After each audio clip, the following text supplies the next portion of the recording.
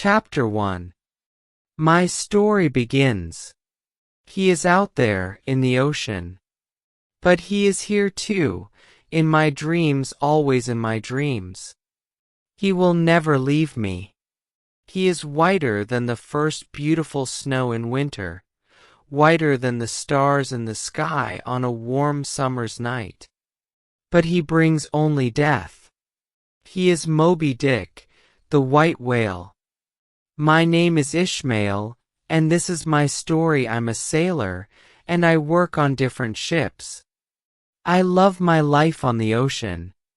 It's sometimes dangerous, but never boring. I feel sad when I'm not on a ship. One November day I thought, I want to work on a whaling ship. Why did I want to be a whaler? I can't tell you. The life of a whaler is very dangerous. The men are away from their homes and families for years. Many never come back. Their wives wait at home. They stand and look at the ocean with sad eyes. But I wanted to visit exciting new places, and I wanted to see the whales. The first American whalers sailed from the town of Nantucket, so I went there too. I arrived on a cold, dark night and looked for a room. I was tired, so I went into the first place. The men inside drank and talked loudly. A large man with a red face stood behind the bar. "Do you have a room for tonight?" I asked him. "Our rooms are full," he said. "The men are here for the whaling ships. I'll have to put you in a room with Queequeg." Then he smiled and looked around at the other men. "Who's Queequeg? Where is he?" I asked. "Oh, he's a whaler. He's out now, but he'll be back later," said the man. Then he smiled again, and the other men laughed loudly. I didn't understand, but I was very tired. So I went to the room and got into bed. I fell asleep very quickly. A noise outside the door woke me up.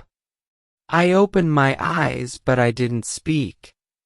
The door opened, and a man came in. It was dark, so I couldn't see him well. Then he lit a fire in the fireplace. When I saw him in the light of the fire, I sat up. He was a huge man and very ugly. He had black lines over his face and body, and almost no hair on his head. He wore a strange skirt and no other clothes. The huge man suddenly jumped onto my bed. "Help!" I shouted. "Help!" The barman ran in. "Stop, Queequeg. This man wants a bed for tonight. He's sleeping here." Then he turned to me. "This is Queequeg, the finest whaler on the ocean. Don't be afraid. He won't hurt you." He laughed and left us. After he left, we were very quiet. "I'm sorry," I said. "I too," Queequeg said. His English was slow and careful. We began to talk, and then we couldn't stop. Queequeg listened to my life story, and I listened to his. He came from Kokavoko, a long way away in the Pacific Ocean. He had a good life, because his father was an important man. But Queequeg wanted to see the world. So he left his home and sailed away in his small boat. A whaling ship found him and gave him work. Queequeg was strong and quick, so he was a fine whaler now. He never went home. When the morning came, we were great friends. Queequeg stood up and shouted, "You will find us a whaling ship today. You and I will sail around the world." And do you know something? He was right. Queequeg knew because he could see the future. I learned this later. He was a strange and wonderful new friend. Chapter 2. We find our ship. That morning I looked around Nantucket for a good whaling ship. I stopped looking when I saw the Pequod. It was tall and strong. Its wood was dark from many years on the wild oceans. I went onto the ship. A man sat at a table with a big book in front of him. He wore a long black coat and a big black hat. He didn't smile. "This is a fine ship and I want to go whaling with you. Where do I write my name, Captain?" I asked happily. "I'm not the captain. Captain Ahab is sick. He's down below. I'm Starbuck." "Are you a whaler?" he asked. "No, but I'm a good sailor," I answered. "You can ask the captains of my other ships. I'm not interested in your captains and your ships," he said. "Sailing is not whaling. Whaling is a hard life. You'll be away from home for many years. The work is difficult. You have to be strong and fast. And it's very dangerous. I want to learn. And I want to see the world." I said, "Oh, you'll see the world. And you'll see more, good and bad. Some very bad things." He looked at me for a minute. Then Lai spoke again. "I'll tell you about whaling. Captain Ahab has only one leg. And do you know why? Because a whale took his other leg. A huge whale took it off." I said nothing. What could I say? "So you want to be a whaler on Captain Ahab's ship? Can you look into the eye of a whale? Can you stand in front of its huge mouth and throw your harpoon?" "I can and I will," I shouted. "I'm not afraid. I'm a good sailor. You'll see. This is my life and I." He stopped me and turned the big book around. "Write your name here," he said. His eyes were tired. "Thank you. You won't be sorry," I said. "Don't forget my words," he answered. "I have a friend. He's a good whaler," I said. "We'll see. Bring him tomorrow," said Starbuck. Queequeg and I went to the Pequod the next day. The men on the ship laughed at this huge ugly man. Queequeg didn't say anything. He looked down at the water from the ship. Then he turned and spoke to the men. "Do you see that bird?" he asked. The men looked but they couldn't see anything. "There," said Queequeg. The men looked carefully this time, and saw a small dead bird a long way away on the water. "That bird is a whale's," I said. Queequeg. He threw his harpoon and hit the bird. "Now that whale is dead," he said. The men were quiet. Queequeg was better than every other man on that ship. And so the Pequod had 2 new whalers. We went to our room and got our things. An old man stopped us on the street before we got back to the Pequod. "Are you sailing with Captain Ahab? Do you know him?" he asked. "Yes. We're sailing with him. He's sick now. But we'll meet him later," I answered. "Sick?" he shouted. "Yes. He's a sick man. He's the devil." "And who are you?" I asked. "I'm Elijah," he answered. "Why do you say this about Captain Ahab?" "Men say that Lai's a good whaler. He knows the ocean." "They're right," answered the man quietly. Then his eyes turned big and wild. "But he's the devil. I sailed with him." "I know. And his men are the devil's helpers. He looked at me strangely. He only has one leg. Do you know Captain Ahab's story? I suddenly felt afraid. Of course we do, I said. I turned to Queequeg. Come, my friend, I said. Let's leave this crazy old man. And we went quickly to the ship. We sailed on Christmas morning. Captain Ahab didn't come up and meet the whalers. But every night we heard him. He walked up and down, up and down. One night we heard Starbuck speak. Please, Captain. Stop. You're waking your men up. No. I can't sleep, so my men won't sleep. They can think of whales in their beds, dead whales. That's their job, shouted Captain Ahab. I thought of Elijah's words, the devil's helpers. Were the men oil the Pequod devils? There was unhappy Starbuck. Then there was Stub. He was very different. He always laughed and told funny stories. From my bed I looked around at my neighbors, Bildad Tishtego de Gu Flask Manxman and the other whalers. They were from many different countries and had interesting stories.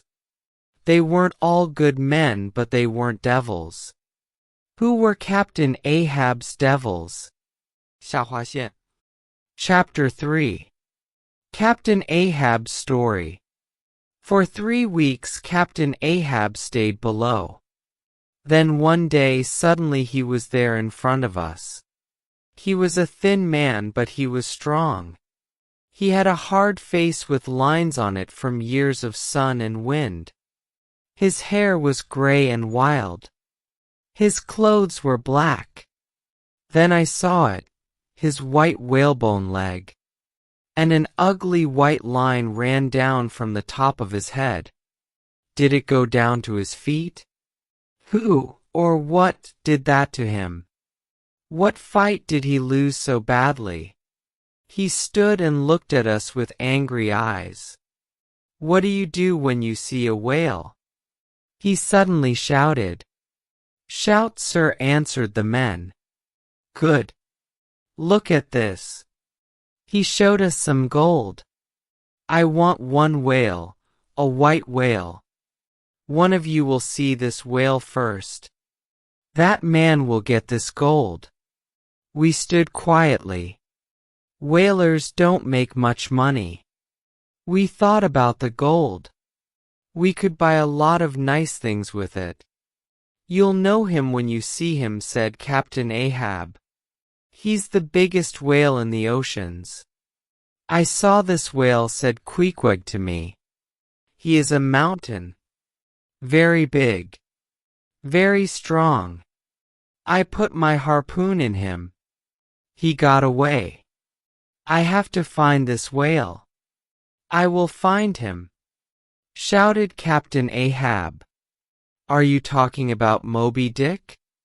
Asked Tashtego. Yes, answered Captain Ahab. Moby-Dick took your leg? Said Starbuck quietly. Captain Ahab shouted angrily at Starbuck. Yes. He took my leg. He took half of me. Now I'm half a man. And Moby-Dick will pay for this. I'll follow him to South America, to Africa. I'll follow him to the end of this world. I'll see him dead. He turned to the other whalers. Are you with me, men? Yes. They shouted. They were excited. They saw the gold. They shouted and laughed. Only Starbuck stood quietly. His face was as dark as the sky before it rains. What's your problem? Captain Ahab asked him angrily. Then Lai smiled. It's too dangerous. Is that the problem? I'm not afraid of dangerous work, answered Starbuck. But I work for whale oil. I fight whales for their oil, for money. You hate this whale. How much oil will that bring you? How much money? When I kill Moby-Dick, I'll be rich in here," shouted Captain Ahab, and he hit his body with his hand. He turned and started to walk away. "Are you going to follow this animal because it won a fight with you? It's wrong. It's crazy," shouted Starbuck. When he heard this, Captain Ahab turned on his whalebone leg. He was very angry now, and he shouted in Starbuck's face, "This whale is evil. Do you understand? White is the color of ice, and ice takes strong ships down under the water. White is the color of a man's eyes when he can't see. White is the color of dead men. White is evil, and this whale is evil. He's laughing at me. I'll only be free when this evil is dead. Dead." The color left Starbuck's face. He was the loser of this fight, and Captain Ahab knew it. He turned to the men again. "Drink. Death to Moby-Dick," he shouted. The men put their harpoons up high and shouted too. Then they drank and danced. Later that same night the men were asleep, and the ship was quiet. I was outside with Pip, the little cook boy. We had to put water out for the next day's whaling. "Listen," said Pip. "Can you hear that? I hear men." The whalers were at the other end of the ship. There was nobody there. "I don't hear anything," I said. "No, listen," said Pip. "There are men below us, 5 or 6 of them. Can't you hear them? It's the ocean, Pip. It's playing games with you," I answered. "I have good ears," said Pip. He was angry with me and walked away. I watched him go. Then I sat and looked up at the stars. I dreamed of gold. Chapter 4. Our first whale. "Whale!" shouted Tashtego from the top of the ship. "Whale!" Captain Ahab came quickly. "Get the boats," he shouted. The whale sent a shower of water up into the sky. Suddenly 5 men came up from below and stood by Captain Ahab. Their faces were dark, and they had long black hair. They wore strange wide pants and no shirts or shoes. One of the men was older. He was darker and only had one tooth. He wore a strange white hat so we couldn't see his hair. His black eyes looked only at Captain Ahab. These were Captain Ahab's devils. "Fedalah! Go!" Captain Ahab shouted to this man. 3 small boats went down into the water. Captain Ahab's men came too in their boat. His men were strong, and their boat quickly sailed in front of ours. I turned to Pip. "I understand now. These are the men. You heard them speaking before. I told you." Pip shouted back. "Stop talking and row," shouted Stub from the back. "Do you think this is a tea party?" Stub always shouted at us, but we were never afraid of him. He always had a smile on his face. Starbuck was the captain of our small boat. He didn't talk to us, but we heard him say quietly, "Who are those men? What's Captain Ahab doing?" Captain Ahab shouted to his boat from the Pequod, but his men only had ears for Fedalah. Their eyes never left Fedalah's face, and their boat went faster and faster. This was my first whale. Maybe we'll kill it, I thought. I was excited. Every whaler was excited, but why weren't we afraid? Because our heads were full of money, oil, gold. The sky suddenly turned dark with rain, but we didn't go back. We have time. We can kill a whale before the heavy rain comes, said Starbuck. Queequeg stood ready with his harpoon in the front of our boat. Suddenly the whale was there again. It came up out of the water, under our boat. Men and harpoons went everywhere. Then the heavy rain came. In minutes our boat was full of water. Strong winds took our sails down. The whale left us and swam down into the dark water. After some time the wind stopped. We waited and day turned to night. We couldn't see anything. Where were we? Where were the other boats? The men weren't angry with Starbuck. The weather can play games with the best sailors. More hours came and went. We were wet, tired, and afraid. Then we saw a large black thing in the water. Was it the whale again? No. It was the Pequod. But the men couldn't see us. It's going to hit us, shouted Stubb. We jumped into the ocean and began to shout for help. When the men on the Pequod heard us, they put ropes down. Then they helped us onto the ship. The other men were there, Captain Ahab's men too. They turned back when they didn't see the white whale. Chapter 5. The Albatross and the Samuel Enderby. We fought and killed many whales after that first night. But our work didn't finish when we killed them. We then had to climb down onto the dead whale and cut off the fat. We had to work quickly because sharks came for the whale meat. Sharks could eat a whale in one night, and some of these whales were almost as big as our ship.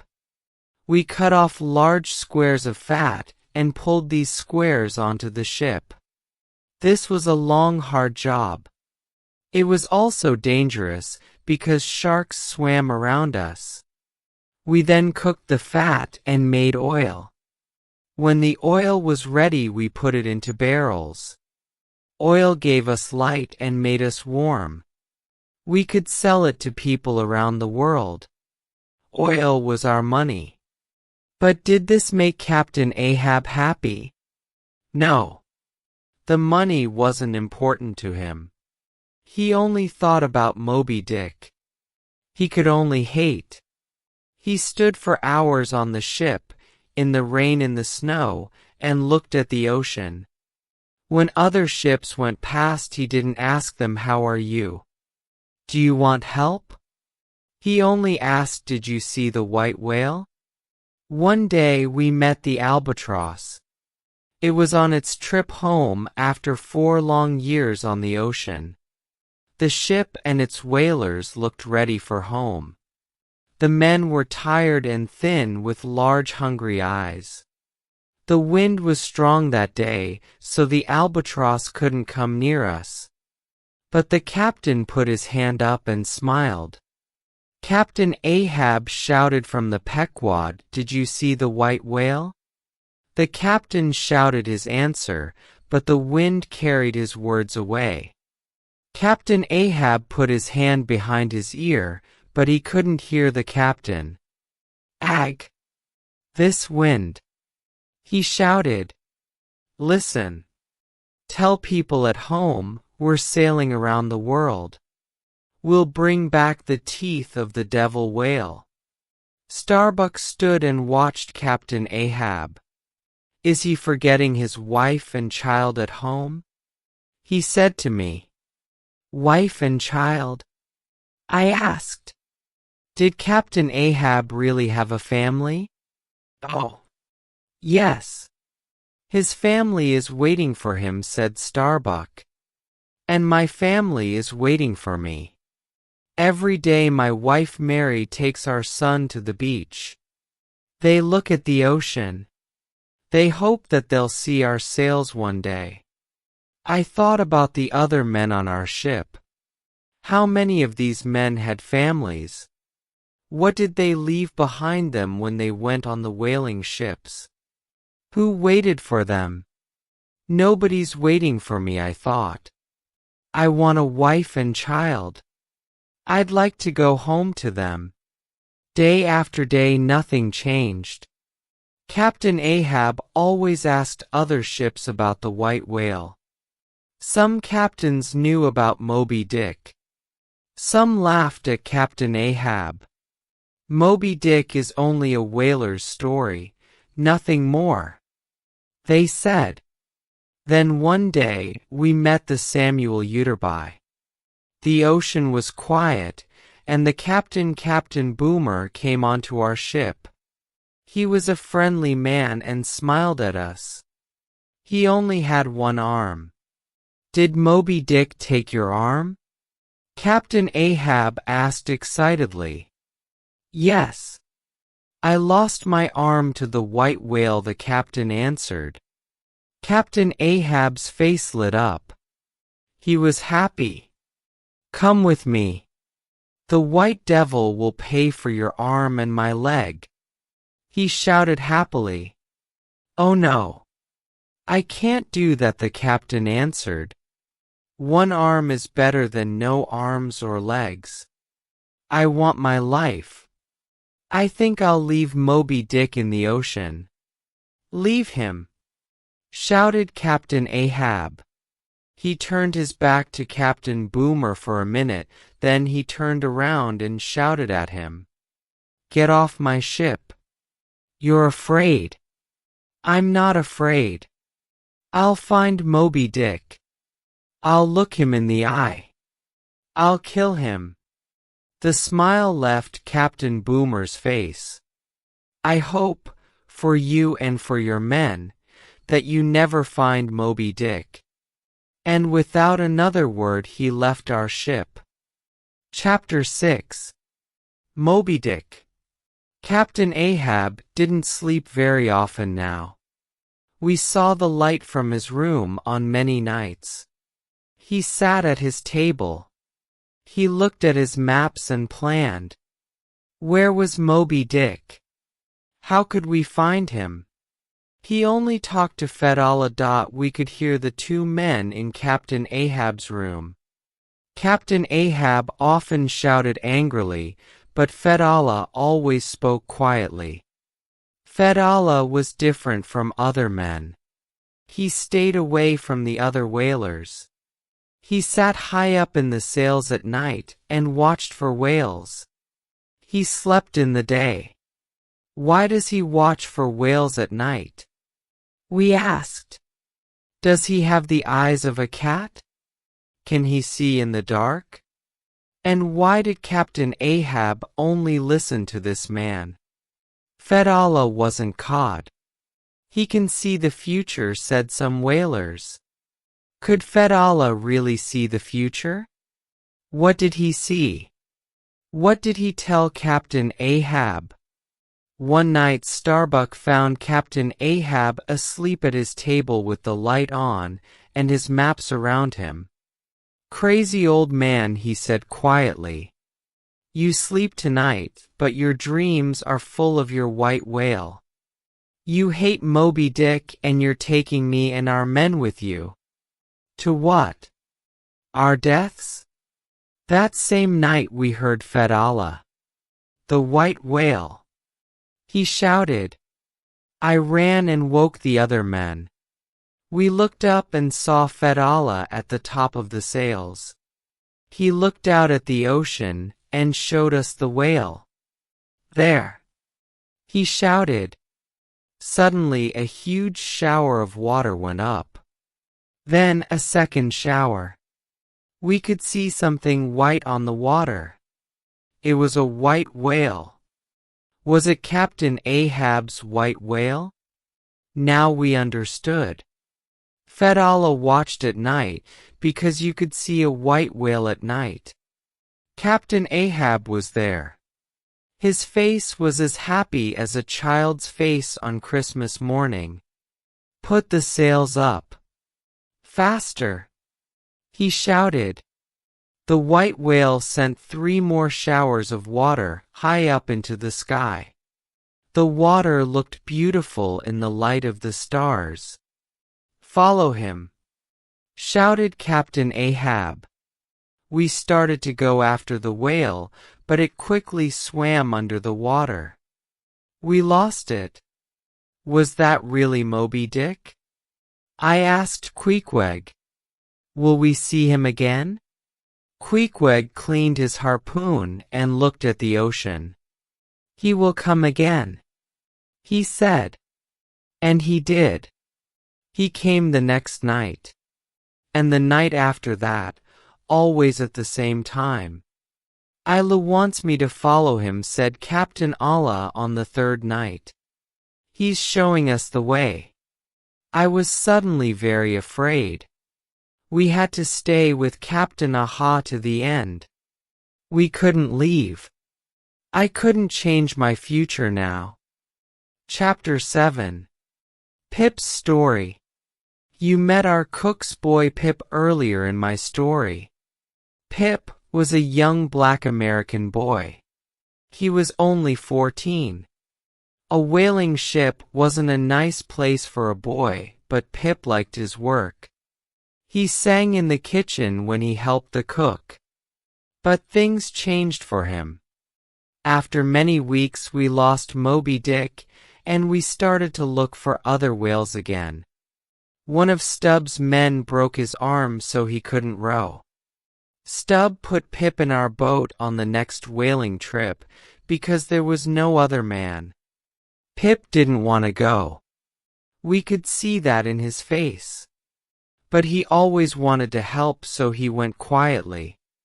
Our first trip was fine, and Pip felt happier at the end of it. On our second trip, Tashtego's harpoon hit a whale behind its eye. The angry whale turned around and hit the boat. Pip jumped up, and then out of the boat. When he jumped, the harpoon rope caught him. The whale started to swim away fast. It pulled Pip behind it. We could see Pip's head go in and out of the water. "Stupid boy!" shouted Tashtego. He stood up with his knife. He could cut the rope and free the boy. He looked at Stubb. Stubb liked the boy, but he didn't want to lose the whale. "Cut the rope!" shouted Starbuck angrily. Tashtego cut the rope, and the whale swam away. They pulled Pip back into the boat. The men were very angry with him. "Never jump out of the boat again," said Stubb. "We'll have to leave you. Who will bring us more money, you or a whale?" On the 3rd trip, Pip jumped again when a whale hit the boat. He was a young boy, a cook, not a whaler. He was afraid. This time Stubb left him in the ocean. "Please come back," Pip shouted. "Please don't leave me. The sharks will eat me." The boat went after the whale. Pip was in the ocean for a long time. The water was as cold as ice, and Pip was afraid. The ocean was very dangerous. Stubb sent the Pequod for him after we got our whale. When Pip climbed the rope, Captain Ahab put out his hand to him. Pip was a little crazy now. When he saw Captain Ahab's hand, he saw the hand of God. "Thank you, God," he cried. After that day, Pip was a different person. He followed Captain Ahab everywhere. He was always with him. And Captain Ahab was a different man when he was with Pip. He never shouted at him. He smiled and was kind to him. After many days of this, Starbuck got angry and shouted at Pip. "Captain Ahab is not God. Stop following him, you crazy boy." Why are you angry? The boy doesn't understand, I said to Starbuck. I'm not angry. I'm afraid. I know the boy is crazy. But Captain Ahab? Does he think he's God? Is he? He stopped before he said the word crazy. This is not good. It's wrong, said Starbuck. Then he walked away. Chapter 8. Queequeg's Coffin. Some days later we heard shouts from below. Captain! Captain Ahab! It was Starbuck. He ran to Captain Ahab, very fast. Starbuck was a young man. When you saw his black clothes and sad face you could forget that. What is it? Captain Ahab asked him. The barrels, Captain. There's a problem with some of the barrels. We're losing oil. We have to stop the ship. The men have to change the bad barrels. I'm not going to lose a day's sailing because of some barrels. No. We're not going to stop, answered Captain Ahab. But, Captain, we're losing a lot of oil. Starbuck shouted. The men stopped working and watched. You have to stop. We'll lose everything. No. We're very near Moby-Dick. I can feel it. We have to find him, answered Captain Ahab. Starbuck was afraid. We could see this in his face. But he was very angry too. He didn't leave. But the men, our wives and children, we're here because we want food for our families. The money from the oil is important to us. We have to live. We want to live. Where are you taking us? What are you doing to us? Captain Ahab took out his gun. Oil is not my God. We will not stop. He shouted. Do you understand? Not one man spoke. Nobody moved. We stood and watched. Starbuck slowly turned from the gun and started to walk away. I can't win this fight, he said. You have the gun. Then he turned around and looked at Captain Ahab. He spoke quietly. But be careful, Captain Ahab. Not of me, I'm not the problem. You are. He turned and walked away. Captain Ahab didn't speak. He watched Starbuck go. Then he put his gun down and went to his room. Later that day, Captain Ahab shouted for the men to come to him. Starbuck says we have a problem with some of the barrels. He said, we're going to stop and change them. Take down the sails. Starbuck's face was happy. He didn't speak, but his eyes said thank you. We worked day and night on the barrels. It was very hot below and oil was everywhere. The barrels were very heavy, and only the strongest men could move them. Queequeg had to do a lot of this hard, heavy work. After 3 days we finished. The men were tired, and some were sick from the work. Queequeg slept outside that night. He wanted to get away from the hot rooms below. But it was very cold outside. The next morning Queequeg was very sick. His body was as cold as ice 1 minute, and then as hot as fire. He couldn't see. He couldn't speak. He stayed with him. I'm here, he said. My dear friend, I won't leave you. You'll get better. After 2 days Queequeg called the other men to his bed. Make me a coffin, he said. I am going to die. No. You aren't going to die. You can't leave me. I cried. Yes, my friend. I am going to die. Men, please make my coffin. Do not throw my body into the cold ocean. The men made Queequeg his coffin. When they finished it, they brought it to him. Bring my harpoon, he said, and some food and water. We put his harpoon next to him and brought him food and water. Put them in my coffin, he said. So we put them in. Now put me in the coffin, he said. No. We shouted. I want to try it, he said. So we put him inside and closed it. After some minutes he spoke. It is good. Now I will go to my bed again. He looked at the coffin from his bed.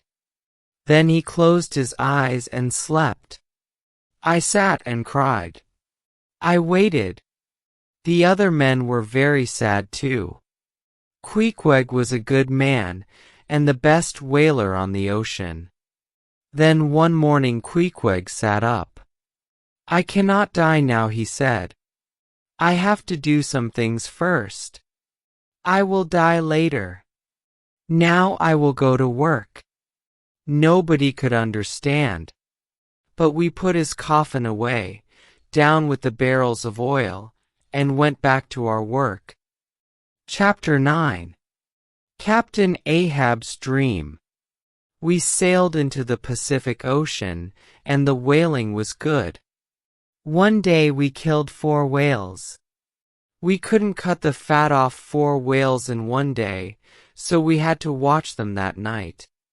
We put the small boats into the water near the dead whales. I was in Captain Ahab's boat. We put harpoons into the whales' bodies. Then we put lights on the end of the harpoons so we could see sharks in the water. Shark! Shark! Men shouted from the different boats. Sometimes only 3 or 4 came.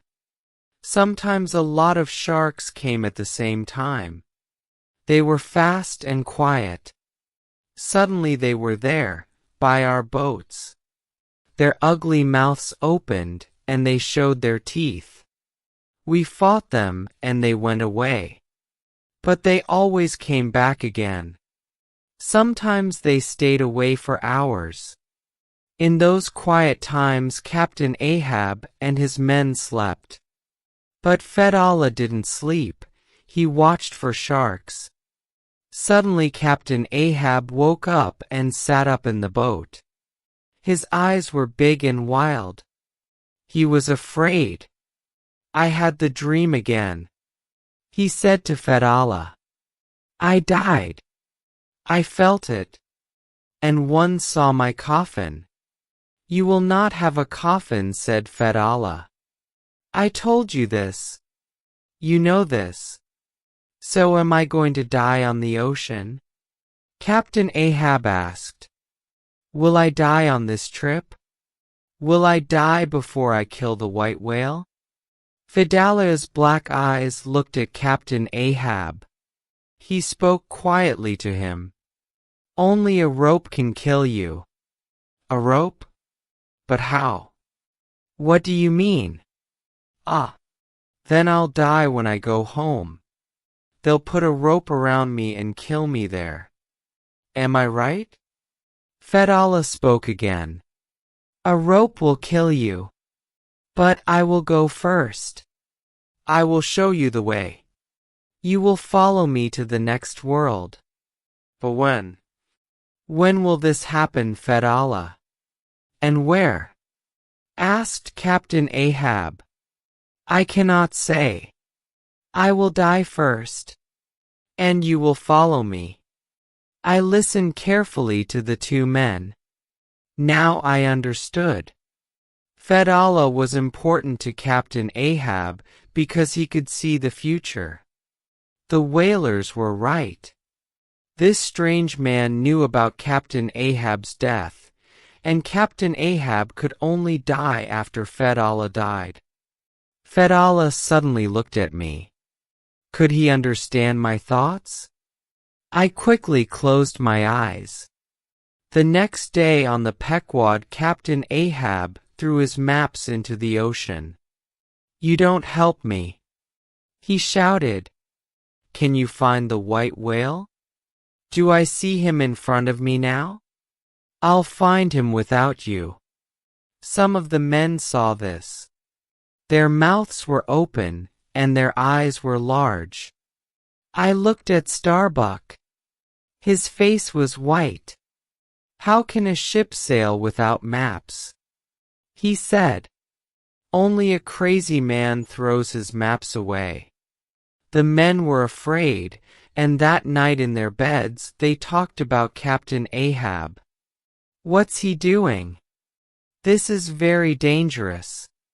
Bad things will happen now." Then it came, the wind. 1 minute the ocean was quiet. Suddenly the ship was on top of a mountain of water, then down again. Up and down. Up and down. We couldn't stand. This wind took our sails down. Some of the sails hit our little whaling boats. We couldn't think. We couldn't move. Our ship danced on the wild ocean. Captain Ahab shouted at the sky, "Are you trying to kill me? You can't. I'll fight you." Starbuck shouted at Captain Ahab, "God wants us to turn back. Look around you. Look at the boats. Look at our ship." Captain Ahab ran and got his harpoon. "No man will turn this ship around. I'll put this harpoon through that man. We'll follow Moby-Dick. He lives here, in this ocean. He took my leg from me here. Now I'll find him, and I'll finish our fight. He took my life, and now I'll take his." After many hours the wind stopped. Starbuck went to Captain Ahab's room. He looked very angry. I wanted Starbuck to be our captain.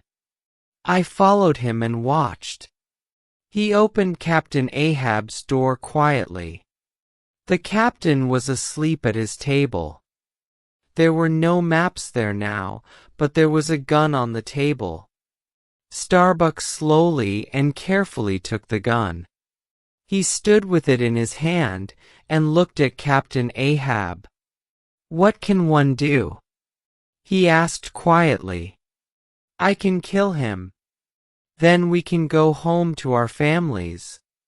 He stood for a minute before he spoke again. "Or I can leave him. Then I'll kill everyone on this ship. We'll die a long, long way from home." I wanted Starbuck to kill Captain Ahab. After some time Starbuck's hand fell. He couldn't do it. He put the gun on the table and quietly left Captain Allah's room. The next morning we heard strange noises. What were they? Were they the sounds of animals or fish? Was it the wind? Were they the calls of dead sailors? It was Pip. He jumped up and down. "It's me," he cried. "I'm in the ocean. You forgot me. Help me." Captain Ahab went to the boy. "Don't be afraid," he said. "You're with me. Nothing will hurt you." "Look at that," said Stubb. "Two crazy people on a crazy ship. What will happen next?" Chapter 10. The Rachel. Later that day our ship met the Rachel. The Rachel looked as bad as the Pequod after the strong winds. But Captain Ahab didn't talk to the Rachel's captain about the weather. He asked the same question, "Did you see the white whale?" When Captain Gardiner answered, Captain Ahab jumped. "Yes," our visitor said. "I saw him yesterday." Captain Gardiner came onto the Pequod with some of his men. Captain Ahab was full of questions. You saw Moby-Dick yesterday? Where? Did you kill him? Where is he now? Captain Gardiner's face went white, and he began his story. I had 3 boats on the water. Suddenly the white whale came out of the ocean. I sent one of the boats after it. The men harpooned the whale. It swam away and pulled the boat after it. It was too fast. We couldn't follow the boat and we lost it. We looked last night and this morning, but we couldn't find it. Something on that boat is important to him, Queequeg said quietly to me. Maybe it's his best boat, said Dago. Or his best harpooner, said Stubb. Captain Gardiner's face was very sad. He asked Captain Ahab, will you help us look for the boat, Captain? When Captain Ahab didn't answer, Captain Gardiner spoke again. I'll pay you for your time. There was no answer. My son was on that boat, Captain Gardiner said. He's my only son, 12 years old. You and I can find him, Captain Ahab. I hope you'll help me. We stood and waited for Captain Ahab's answer. We have to help him, said one whaler loudly. We're all whalers and many of us have sons. Can't we help him? Asked another man. No, I can't do it, answered Captain Ahab. We don't have time. He turned and spoke to Starbuck. Get these men off my ship now. We are going to sail in 5 minutes. Then he walked away. Captain Gardiner looked at each whaler's face with his sad red eyes. But we could do nothing. We had to go with our crazy captain. In the days after we met the Rachel, Captain Ahab started to get ready for the fight with Moby-Dick. He wanted to look after Pip, so he brought Pip to his room. He spoke to him. These next days are going to be very dangerous, he said. We're going to kill the white whale. This is going to be a long, hard fight. I want you to stay here, in my room, Pip. Never leave. You'll hear many things, but you have to stay here. Do you understand? Pip listened carefully to Captain Ahab. He didn't really understand everything, but he always wanted to please his captain. He never left Captain Allah's room again. Captain Ahab always stayed outside after that. He didn't go to his room. He sat and watched the ocean for Moby-Dick, morning and night. He ate outside and slept outside in his dirty clothes. Fedallah was there too, but the 2 men never spoke now. They only did one thing. They watched. One morning a large black bird flew down from the sky. It flew to Captain Ahab's head. Captain Ahab put his hands up, but the bird flew around and around his head. Fedallah did nothing. Then suddenly the bird took Captain Allah's hat and flew away. Some of the whalers laughed. But some of them were afraid and talked about it later. What does this mean? Will more bad things happen now? They asked. Chapter 11. The fight begins. Some days later, Captain Ahab and Starbuck stood and watched for whales. Captain Ahab spoke sadly to Starbuck. What kind of life do I have? He said. 40 years of hard work, little sleep, little money. I married my dear wife and the next day I left on a whaling ship for 3 years. I feel old, Starbuck. Old and tired. I think of my family. My young son is sleeping now. My son is sleeping too, answered Starbuck. Why don't we go home and see our boys? Captain. Then suddenly Captain Ahab's face changed. Wait! Moby-Dick is near, very, very near. I can feel him. The hope left Starbuck's face and it turned sad again. He walked slowly away from Captain Ahab and went back to work. Captain Ahab was right. Moby-Dick was very near. White whale! White whale! The captain shouted the next morning.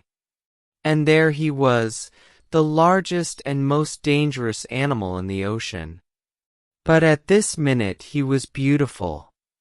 When he came up out of the water, his great white body shone in the morning sun. Birds followed him and flew above him. Captain Ahab's face shone too. He was a child again, happy and excited. Get the boats, men. Move! He shouted. We didn't have many boats after the strong winds. Captain Ahab and his men climbed into the first boat. Captain Ahab spoke to Starbuck before he left. Stay here, he said. Then you can see your wife and child again. Now we were in the boats. Moby-Dick came up out of the water again. He was a huge white mountain. There were harpoons in his body from his many fights with whalers. When he hit the ocean again, water showered down on us. Then he swam down into the dark water, and the ocean was quiet. Where was he? We sat for hours in our boats and waited. Suddenly Tashtego shouted the birds. Look! The birds were above us, so Moby-Dick was near. We looked into the water. Something was down there. It came nearer. It got bigger and bigger. Then he was there, the huge white whale. He came up under Captain Ahab's boat. His mouth opened. I could see his teeth. He closed his mouth on Captain Ahab's boat and took it out of the water. Fedallah and his men jumped into the ocean. Captain Ahab didn't jump. He stayed in the boat and shouted at Moby-Dick. He tried to fight him, but he couldn't. His harpoon was in the ocean now, and Lai couldn't move easily with his whalebone leg. Then the boat broke and fell into the ocean. But Moby-Dick didn't swim away. He started to swim around Captain Ahab and his boat. He began slowly. Then he swam faster and faster. We couldn't get near him in the other boats. We couldn't help Captain Ahab. That whale is playing with him, said Stubb. The birds flew around and around in the sky above Moby-Dick. Get the whale. Bring the Pequod, shouted Captain Ahab. The noise from the ocean and the birds was very loud. Could anybody on the Pequod hear him? But the Pequod's sails went up. It turned and started to sail to the white whale. We watched from our boats. It's going to hit Moby-Dick, we shouted, but suddenly Moby-Dick went down into the water again. The water stopped moving. The ocean was quiet. Moby-Dick didn't come back. The whalers on the Pequod pulled Captain Ahab and his men out of the water.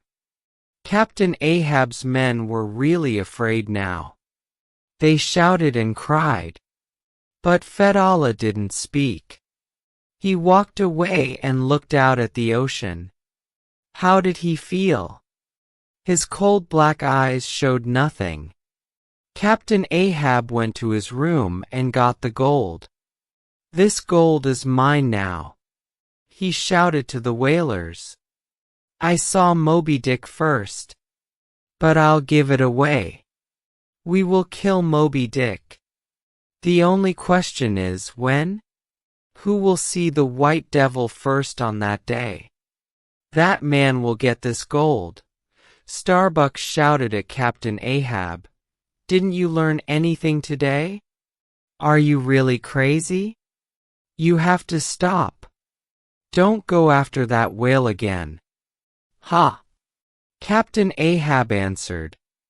Today was nothing. You are nothing. I'm going to finish tins. I'll stop when the white devil is dead, with my harpoon in his white devil's body. Chapter 12. The second day. White whale. White whale. Moby-Dick came again. He was hundreds of meters away, but we could see the shower of water from his back high in the sky. He came out of the ocean. Then his huge body fell again and hit the water. 3 boats went after him. Captain Ahab and his men took Daggoo's boat. In an hour the boats were all in different places around Moby-Dick. Our harpoons rained down on him. Some fell into the ocean. Some hit him and stayed in his body. The harpoon ropes pulled our boats nearer to him. Suddenly Moby-Dick started swimming round and round. He opened and closed his huge mouth. He pulled hard on the ropes, and the 3 boats moved nearer. Flask's boat hit ours. Wood and harpoons went everywhere. We swam quickly and tried to get away from the whale. Moby-Dick went down under the water. Where was he? How many meters could he swim with our harpoons and ropes in him? We waited. He came up again, under Captain Ahab's boat. The boat broke, and the men fell into the ocean. You could hear them shout and cry. Then Moby-Dick stopped moving. He stayed there and watched us. It was the strangest thing. He looked at us with his small black eye. We waited. Then he swam away quietly. Our harpoon ropes followed him in the water. We waited for the Pequod. We had to be very careful. We didn't shout because we didn't want sharks to see us. When they pulled me out of the water, I was happy and excited. I didn't die. But the other men? Queequeg. Where was Queequeg? Then I saw him. And Stubb? Yes, he was there too, and Tashtego, Flask, and Daggoo. But where was Captain Ahab? After some time we heard a shout. It was Captain Ahab. His arm was around Starbuck because he couldn't walk. He had no whalebone leg now. He was tired and wet and looked very old. Give me a harpoon. He shouted angrily. That will be my second leg for now. He walked with the harpoon to the men and sat down on a barrel. Then he spoke to us. Watch carefully, he said. Moby-Dick will come to us on the 3rd day. He'll die on the 3rd day. Who will see him first? Who will get the gold? We didn't shout and dance this time. We were tired. We were afraid. We stood quietly. Captain Ahab looked around at us, and his face suddenly changed. Where's Fedallah? He asked. We looked around. He wasn't there. Nobody spoke. Captain Ahab's face went white. His eyes were large and black. He opened his mouth, but nothing came out. Then he spoke again, but the sound was different. It was high and strange. Find Fedallah. Do you hear me? Find him. We looked everywhere, but we couldn't find Fedallah. Maybe he went down with the ropes, said Stubb. Stubb wasn't sad. The whalers weren't sad. Captain Ahab's men weren't sad. Only one man on that ship wanted to see Fedallah again, the captain. He could lose his maps and his whalebone leg, but not Fedallah. He shouted at the ocean, "You'll die for this. My harpoon will end your evil life." I remembered Fedallah's words to Captain Ahab, "I will go first. I will show you the way. You will follow me from this world." Chapter 13. The End. On the morning of the third day, the sun shone in the blue sky, and the ocean shone in the sunlight. The Pequod sailed well. It was the most beautiful day, but the saddest day. On the third day, "He'll come," Captain Ahab said again and again. He sat high up in the sails and watched. He looked better now. He looked strong again. After 40 years on the ocean, Captain Ahab understood whales well. "Why don't we see him?" "Ah, we're going too fast," he said. "Moby-Dick has our harpoons and ropes in him. He can't swim fast. Turn around. We'll go back for him. Look at Captain Ahab. He's running to his death," said Starbuck sadly. "There he is," shouted Captain Ahab after 2 hours. And there was Moby-Dick. Starbuck spoke quietly. "How are you, Mary? How's our boy? Why did he speak to his wife? Did he know something? Was this the end?" Captain Ahab thought only of Moby-Dick. He shouted happily at the whale, "You and I had to meet. We had to fight. Now is our time." Captain Ahab climbed down from the sails. He couldn't walk without his whalebone leg, so Starbuck helped him. "Will you watch our ship when I fight Moby-Dick?" Captain Ahab asked Starbuck. "Captain, don't go," said Starbuck.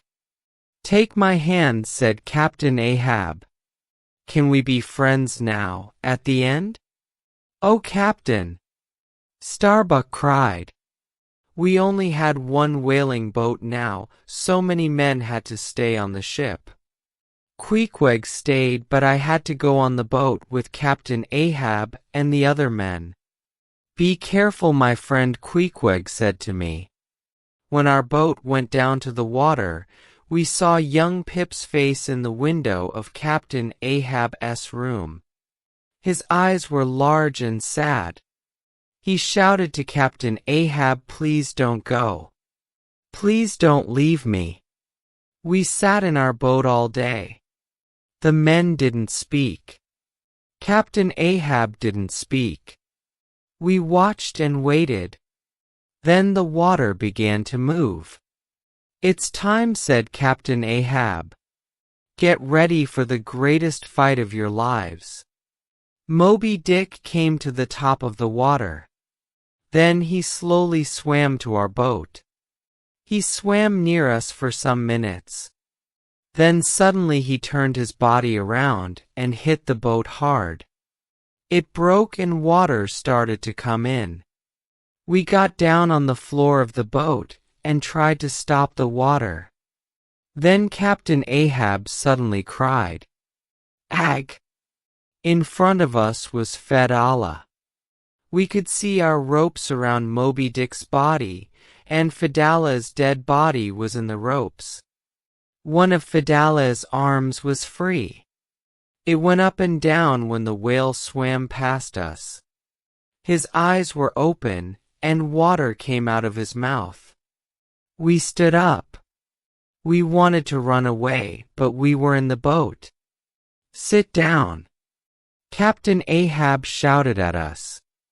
'Don't leave this boat, or I'll throw a harpoon at you. Row.' Captain Ahab tried to stand up in the boat, but he couldn't with only one leg. 'Give me a harpoon,' he said angrily. Moby-Dick slowed down again and waited. Did this animal think? Did it plan? Captain Ahab spoke again. Row near him. Don't speak. Don't make a sound. When we went near, the whale sent up showers of water. The water rained down on us. We couldn't see, but we were very near. I put out my hand and felt his cold body. Captain Ahab threw his harpoon. The whale moved when it hit his body. It hurt him. He was angry. He turned and hit the boat again. I fell into the water. Our sails were up, and the wind carried the boat away. I shouted, but the boat couldn't stop. They had to leave me there in the water. The boat sailed fast. The water came in, and the men tried to stop it. Captain Ahab's eyes were on the ocean. He didn't see Moby-Dick come again. Flask suddenly shouted the ship. Moby-Dick's going to hit the Pequod. Row. Help the ship, shouted Captain Ahab. The men rowed as quickly as they could. I saw Queequeg on the Pequod. He was at the top of the sails. I saw the other men too. When they saw Moby-Dick, they ran away. Some of them jumped from the ship, but Queequeg didn't move. He stayed there and watched the whale. Moby-Dick hit the Pequod. The noise was very loud. Then everything went quiet. Water ran through the ship. I could hear Starbuck. He shouted at Captain Ahab, "You did this to us." Captain Ahab. God help us. Then I saw Dago and Stub. Stub took off his coat and shoes so he could swim. Moby-Dick didn't swim away. He waited. Then he swam between the Pequod and the whaling boat. The men in the boat looked at Captain Ahab. He looked old and tired, but his head was high. He spoke to the men. "The Pequod's going down," he said. "It's the best ship in this ocean, and I'm not with my ship. That's very sad. A good captain has to be with his ship at the end." Then Captain Allah's face was suddenly angry. He slowly brought his harpoon up. When he talked to the white whale, his face was the face of the devil. "You can kill me, but you cannot win." He threw the harpoon hard and fast. It hit Moby-Dick below his small black eye. The whale turned and swam fast. He pulled the small boat behind him at the end of the harpoon rope. The men fell down in the boat. Captain Ahab took out his knife and tried to cut the rope. But before he could cut it, the rope went around his body. It pulled him up and out of the boat. 1 minute he was there, the next minute he wasn't. There was no shout, no cry, not one word. Suddenly the rope broke. Moby-Dick was free, and the boat stopped moving. The men sat for a minute with open mouths. Then some of them jumped into the ocean. They swam around the boat and tried to find Captain Ahab. But they couldn't see him, and after some time they climbed back into the boat. Then I heard a shout, "The ship!" I looked around and saw the Pequod. There was only one sail above the water now. Queequeg was at the top of the sail, and his harpoon was in his hand. He put his hand up high. The Pequod went down. I saw my friend Queequeg one last time before the ship went under the water. When a ship goes down, it takes the water with it. The water pulled the whaling boat with all the men under the water. And it pulled me nearer. "Queequeg, am I going to meet you? Am I going to die with you?" I asked. But then the ocean was quiet. Suddenly something came up under me and hit me. Was it Moby-Dick again? Was it a shark? No. It was Queequeg's coffin. My dear friend helped me one last time. The coffin came to the top of the water, and I climbed onto it. I stayed on Queequeg's coffin for 2 days and 2 nights. I was in the middle of the ocean with only the sky above me and water around me. My mouth was very dry, and my face and arms were red from the sun. The nights were as cold as winter. Why didn't the sharks eat me? Why didn't the strong winds come and throw me into the ocean? Why didn't Moby-Dick kill me? Then I saw it, one small sail at the end of the world. It slowly came nearer, and after some hours I could see the ship. The men on the ship saw me in the water and shouted at their captain. They were excited. They were happy. When the ship came nearer, I understood. It was the Rachel. The men started to pull me out of the water and saw their mistake. I wasn't their captain's son. But they were very kind to me. They gave me food and water and a bed. I often think about MV time on the Pequod. We fought with Moby-Dick, and Captain Ahab's men died. They died because one man hated a whale. At the same time, the men on the Rachel looked for a boy. They looked for a boy because one man loved his son. And after their hard work and their hopes, they found only me. So I lived. I can tell you my story. And Moby-Dick lives. He is out there now. The end.